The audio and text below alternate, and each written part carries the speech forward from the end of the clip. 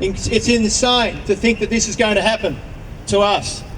And all of Victorians, all of the asset owners here in Victoria, I want to get that message out today that it's absolutely every homeowner, every business owner, you name it, they're all going to suffer the consequences in their current rate bills.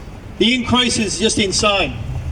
Today we've got quite a few speakers talking here from government, from the UFB, and we'll have another speaker at the end, and then we'll round it all up at the end. So I might just ask Peter Marshall. Peter Marshall, he's obviously well known to a lot of people in the Metropolitan Fire Brigade, probably not so much in country Victoria, but he's obviously a key person in terms of where things are at, of course, here in government, and the ability to join with all of us in pushing back on what we see as an absolute stupid, moronic type piece of legislation.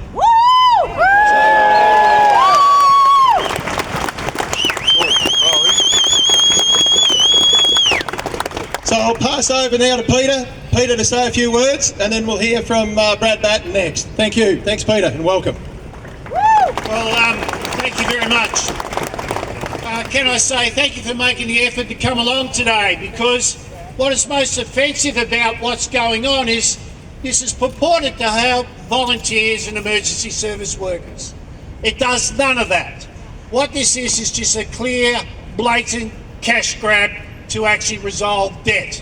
Yeah. When you actually have a look at the proposed legislation, it's not about a volunteer emergency service levy, it's about a tax that's going to actually impact on each and every one.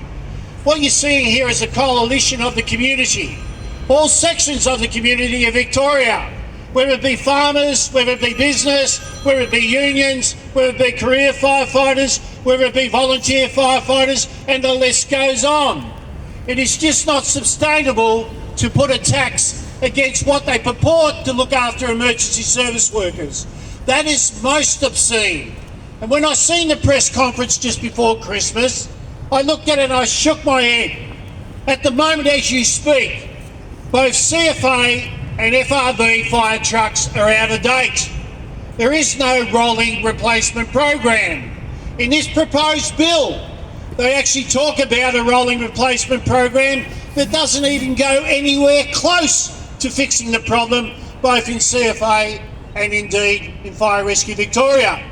I cannot speak on behalf of your organisation in the CFA, and they actually represent you very well. But what I'm seeing here today is the coming together, not of unions, not of career firefighters, not of sectional groups. I'm seeing the coming together of the community. And why? Because this is just simply wrong.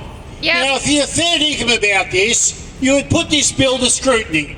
You'd say, let's have a parliamentary inquiry, and then you can put all the statistics on the table, they can be examined. But what we're seeing here, as I said, most obscene.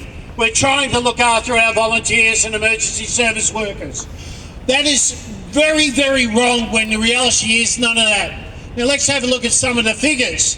You're actually going to have an extra $2.14 billion on top of the $3 billion over the next 3 years. That will take this up to around $5 billion. Now the organisations they say are going to be included in this bill, they're already covered. You're already paying for it out of consolidated revenue. So there's no reduction in your taxes, there's an increased tax, but no reduction in the organisation.